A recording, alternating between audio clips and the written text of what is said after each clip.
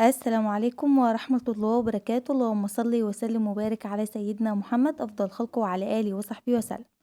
ازيكم عاملين ايه؟ يا رب تكونوا بخير وصحة وسعادة وأحسن حال. النهارده إن شاء الله جايلكم بيوم جديد وفيديو جديد. وكالعادة بحب قبل ما أبدأ الفيديو بحب أرحب بكل متابعيني من داخل مصر وخارج مصر كلكم على راسي من فوق. وأهلا وسهلا بكل الناس الجديدة اللي دخلت معايا جديد في القناة، منوريني ومشرفيني، وجودكم معايا ده شرف كبير أوي ليا. والنهارده إن شاء الله معاكم بقى في يوم جديد من يومياتي.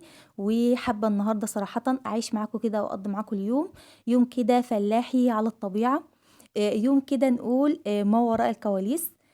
حابة إن أنا أعيش معاكم يوم زي ده، يوم فلاحي كده على أصوله.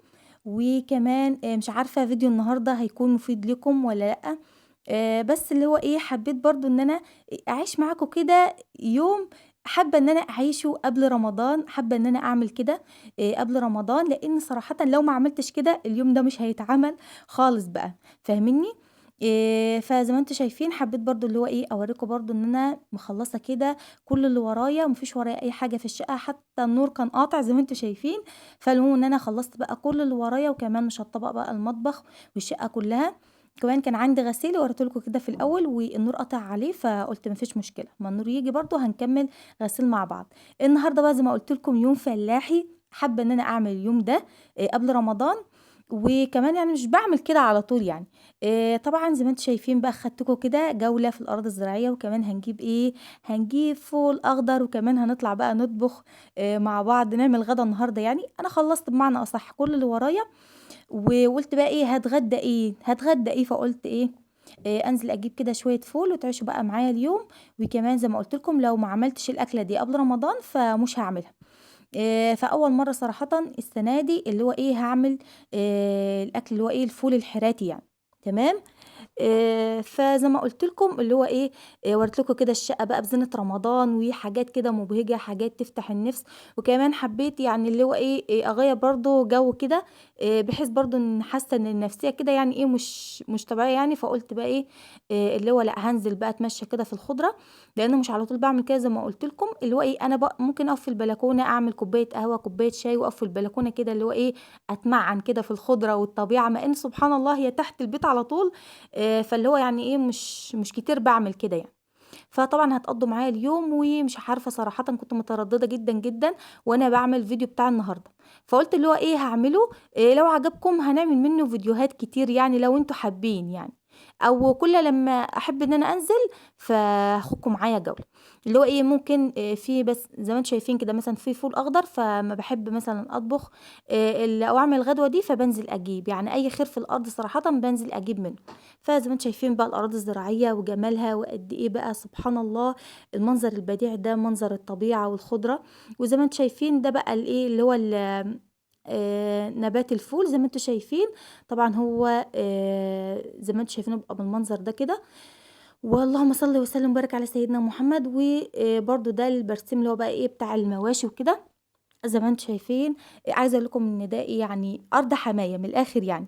فربنا يخلّيه يا رب. باحب صراحةً أقول كلمة حماية دي لإني مش متعودة عليها، لإنه يعني إيه، اللي هو أبو جوزي يبقى أبويا على طول، فاهمينّي؟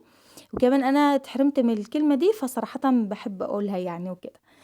فربنا يخلّيه يا رب ويشفيه، وإن شاء الله كده طول العمر كده نتمرّغ في خيره كده على طول زي ما بنقول يعني. فهنجيب بقى إيه، شوية فول كده. بس عايزة أقول لكم على ما جِبت شوية الفول دول بُصّوا، كان ضهري اتكسر كده. صراحةً يعني ربنا يعين كل واحد على حاله يا جماعة، جمع الفول مستاهل برضه. فاللي هو إيه، خدت بس كده شوية بسيطين على قد الأكل بتاعنا، فضهري وجعني. فقُلت سبحان الله كل واحد بقى إيه وليه شغله.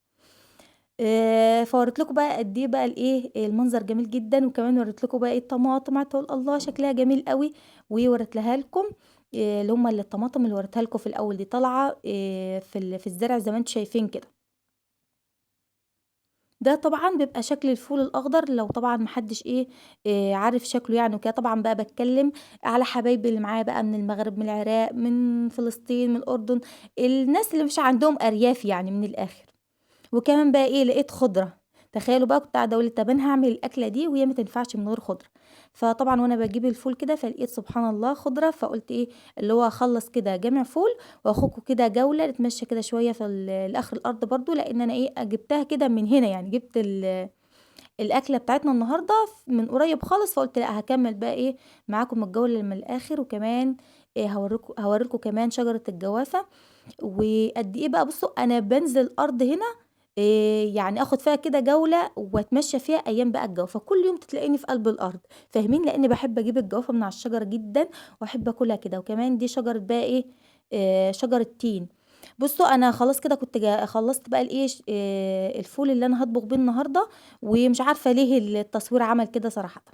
كنت زعلانة جدًا، لإني كنت حابة أورّيكم شجرة التين كده عن قُرب، وكمان حابة أورّيكم شجرة الجوافة وقد إيه بقى المنظر جميل، ومنظر كده مُريح للأعصاب. بُصّوا، حاجة كده ما فيش بعد كده بقى، ما فيش بقى راحة نفسية بعد كده. شايفين بقى المنظر الجميل ده، باورّيكم دي البلكونة بتاعتي من بعيد، شايفين؟ هنطلع ننشر فيها دلوقتي على فكرة. فأنا بقى كنت جِبت كمان شوية خُضرة، لقيت بقى خُضرة في الأرض كده، بقيت مبسوطة جدًا، جدًا، جدًا. شايفين قد إيه المنظر حلو جميل ومريح للنفسية كده، سبحان الله يعني فعلًا لولا الفلاح ما كانش حد عرف ياكل أي حاجة في الدنيا، يعني لو جينا كده نتمعن في الموضوع يعني ربنا يعين كل واحد على حاله يا رب. ففعلًا الفلاح هو أساس العالم ده كله، يعني لولا إن الفلاح بيزرع وكده ما حدش هيلقى ياكل يا جماعة على فكرة. شايفين بقى بسم الله ما شاء الله خير الأرض يعني مش عايزة أقول لكم بقى. خلاص كده كنت جمعت بقى إيه شوية الفول دول إيه قطموا لي ضهري كده. بُصّي والله العظيم حماتي قعدت تضحك عليَّ وتقول لي: "طبعًا أنتِ في الأرض هناك قاعدة اللي هو إيه" قاعدة تقول لي: "قاعدة تتهرّشي." قُلت لها: "لأ ولا حاجة والله عادي." المهم بقى إيه هاغسل بقى شوية الخضرة زي ما أنتم شايفين كده، وكمان بقى أفصّص كده الفول مع بعض ونروح بقى نطبخ نولّع على الأكل على طول. وزي ما قُلت لكم حبيت اللي هو إيه أشارككم كده فيديو بسيط، فيديو عادي جدًا، لإن صراحةً يعني في حبّة حاجات لسه عايزة أعملهم قبل رمضان، وبقى لي كام يوم قاعدة كده ما ليش نِفْس أعمل أي حاجة ولا باصوّر، فاللي هو إيه بعد ما خلّصت مصالحي وكنت قاعدة محتارة خلاص مش عارفة هاطبخ إيه، فقُلت اللي هو إيه خلاص هاخدكم جولة معايا كده. ومش عارفة زي ما قُلت لكم في الأول الفيديو هيكون مهم بالنسبة ليكم والّا لأ، فالله أعلم يعني. المهم إن أنا حبيت أشارككم يومي و يعني يوم كده طبيعي جدًا، وكمان لو ما عملتش الأكلة دي قبل رمضان فخلاص بقى ما عُدتش اللي هو إيه هاعملها، لإن لمّا يكون الفول طالع صراحةً باحب اللي هو إيه أعمله كده مرّة أو مرّتين في السنة، اللي هو برضه مش يعني عندي الولاد مش قد كده فيه يعني، عشان كده مش باعمله كتير. المهم هنا كنت فصصت بقى شوية الفول زي ما أنتم شايفين، واتخلّصت بقى إيه من بقايا القشور بتاعة الفول يعني. وهنا بقى قطّعت بصلاية وكمان شوية الخضرة قطّعتهم، وغسلت كمان شوية الرز وإيه، وقطّعنا كده شوية بطاطس، عشان هنعمل النهارده بقى إيه جنب الفول الحرات النهارده هاحمّر بطاطس وبيض وسلطة وهتشوفوا معايا يعني. المهم هنا بقى جيت على البوتاجاز حطيت كده حلة على النار.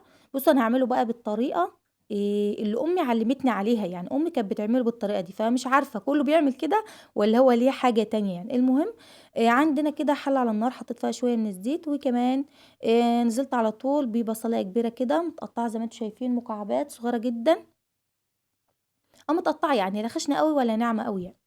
المهم نزلت بقى على طول. البصل ده أهم حاجة تكون واخدة اللي هو اللون البني، ما يكونش لون أسود ومحروق عشان ما تخلّيش طعم الأكل معاكم مش كويس، هو لون بني بس إيه، يعني بني غامق شوية، تمام.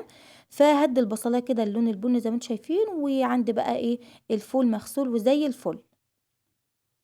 وبعدين هو بقى إيه، يعني هو مش على طول هناكل فراخ وسمك، لأ أكيد يعني يوم كده ويوم كده، اللي هو يوم مثلًا فراخ، يوم سمك، يوم فول حراتي زي ما أنتم شايفين، اللي هو مثلًا شوربة عدس، فالأيام كلّها بتزُق بعضها، الله المستعان يعني. المهم طبعًا ادّيت بقى للبصلاية اللي أنتم شايفينه ده، اللي هو اللون البني بس إيه، بني غامق شوية، تمام، مش اللي هو اللون الأسود، يعني البصلاية ما اتحرقتش. نزلت بقى على طول بالفول لحد إيه وغطيت عليه لحد كده ما الفول يفشّر كده في البصلاية كده والزيت. هننزل على طول بقى بالإيه، بشوية مَيّة. وأهم حاجة بقى في الموضوع ده كلّه إن أنتِ ما تكتّريش مَيّة، لإن بقى إيه، الرز ده أو الأكلة دي بتبقى حسّاسة جدًا، لو أنتِ زوّدتِ شوية مَيّة فهتلاقي إيه، الرز بتاعِك عجِّن وبقت حالته حالة.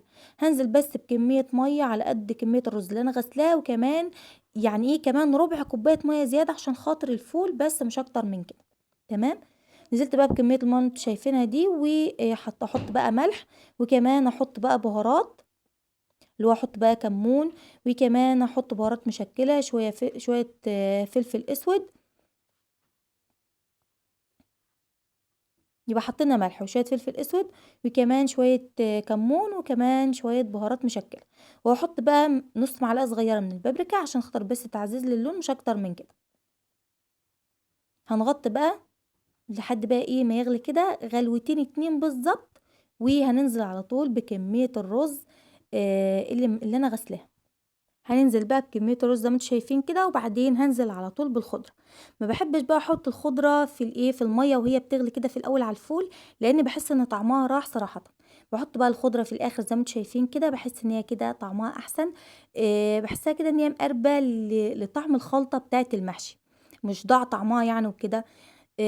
المهم قلبت بقى كل حاجة في بعضها زي ما انتم شايفين، وهغطي بقى عليها بالغطا كده. نغطي الحلة وهسيبها كده لحد ما تنشف بقى، هدي عليها النار تتلدم براحتها.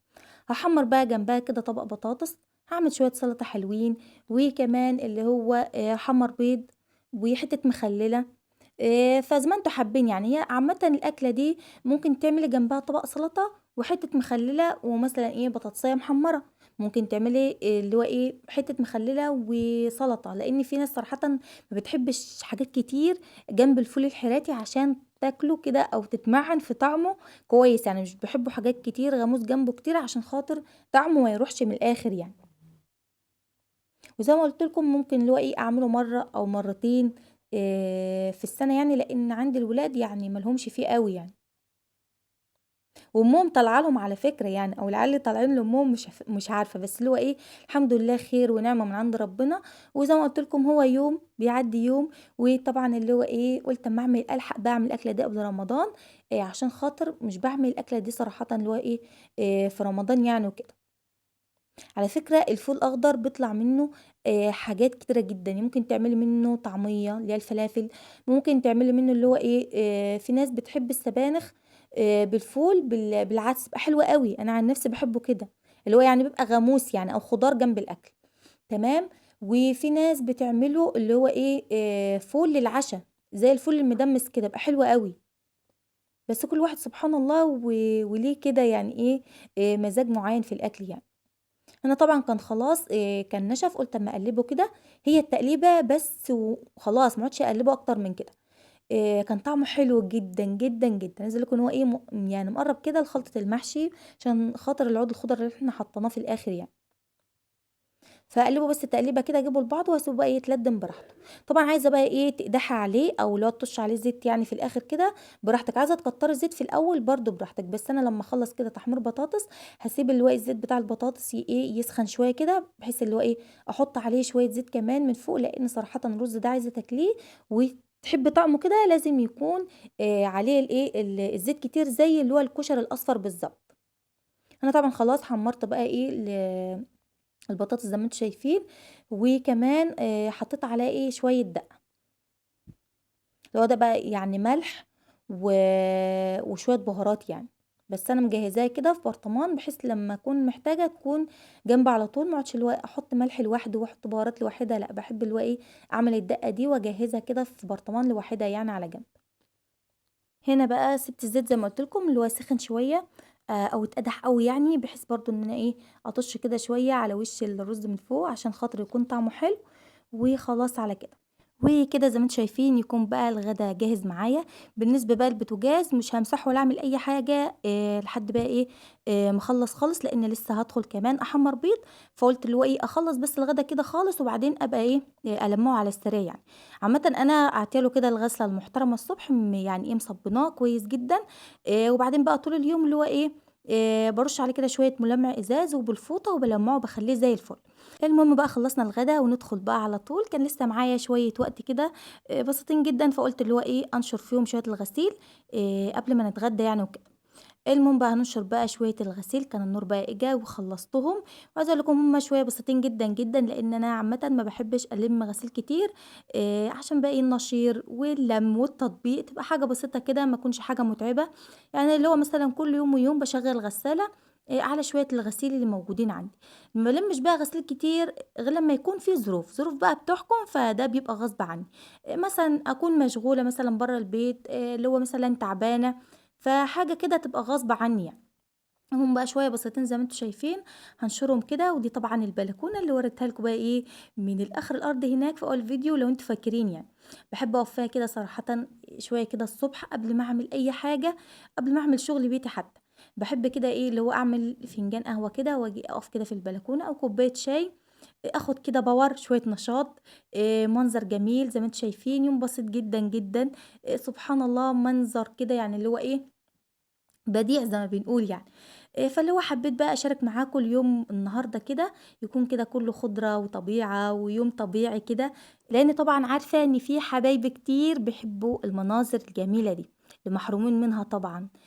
سبحان الله ما فيش أحسن من الطبيعة في كل حاجة، في كل حاجة، في أي حاجة في حياتِك ما فيش أحسن من الطبيعة يعني. حتى لمّا تكون كده إنسان طبيعي من جواك وسايب كده كل حاجة على الله، فسبحان الله تلاقيها حاجة تانية خالص، تلاقيها بتفرق معاكِ في كل حاجة في حياتِك، سبحان الله. المهم بقى هنشرب بقى شوية الغسيل وندخل على طول بقى إيه اللي هو نغرف بقى كده الأكل مع بعض، لإن خلاص يعني هيبقى حان وقت الغداء يا جماعة. فطبعًا حابة النهارده يكون فيديو النهارده كده يعني هو بسيط جدًا، بس حابة إن هو يكون عجبكم. ونسيت أقول لكم في أول فيديو ما تنسوش بقى تحطوا اللايك واشتركي معايا، لو مش مشتركة ممكن مشتركة تحت الفيديو. طبعًا باستنى كومنتاتكم الحلوة اللي تسعدني، ربنا يسعد قلوبكم جميعًا، جميعًا يا رب العالمين. وكمان ما تنسونيش كده في دعواكم الحلوة في اليومين المفترجين دول، ربنا كده يفك الكرب ويزيح عني وعنكم جميعًا وعن أمة محمد أجمعين، أجمعين يا رب العالمين. المهم بقى خلّصت بقى شوية الغسيل، ودخلت بقى على طول غرفت الأكل. وزي ما قُلت لكم بُصّوا، يعني كفاية ريحة الأكل بس، والله العظيم مش باقول كده عشان أنا اللي طابخاه، بس سبحان الله يعني هو الأكل ده بيبقى أنفاس يا جماعة، سبحان الله. بس طبعًا لو عملتيه بالطريقة دي فهو إيه، هيفرق معاكِ جدًا وهتحبيه جدًا، جدًا، اللي هو إيه، الفول الحراتي بالطريقة دي. فده طبعًا كان شكل الأكل. وكمان حمّرت بيض زي ما قُلت لكم، وعملت بقى سلطة خضرا وكمان بقى بصل أخضر حتّة مخلّلة. وسبحان الله يعني نعمة من عند ربنا، نحمد ربنا عليها يعني أيًا كان هي إيه. فهو ده بقى كان فيديو النهارده، وده كان غدانا، وأتمنى يكون فيديو النهارده عجبكم. أشوفكم على خير، مع السلامة.